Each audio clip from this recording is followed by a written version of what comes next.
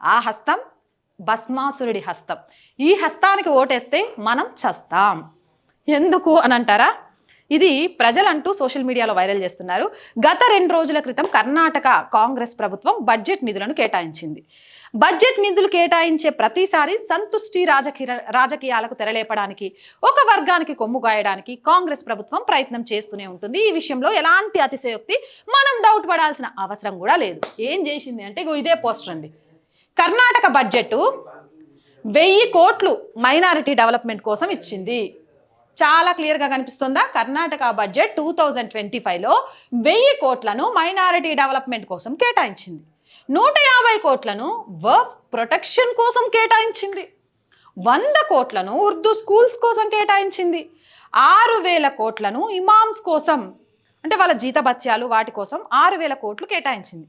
మరి హిందువులకు ఏంటి అంటారా? చూపిస్తా. అది కూడా చూసిండ్రా? హిందువుల కోసం ఏం కేటాయించింది అనేది. ఎంత మంచి కొబ్బరి చిప్ప, అందులో కొబ్బరి కూడా లేదు. అదైనా తినుకుంటూ కాసేపు ఫోన్లే నవ్వులుకుంటూ ముచ్చట్లు పెడదాం అనుకుంటారే, ఖాళీ చిప్ప కేటాయించింది.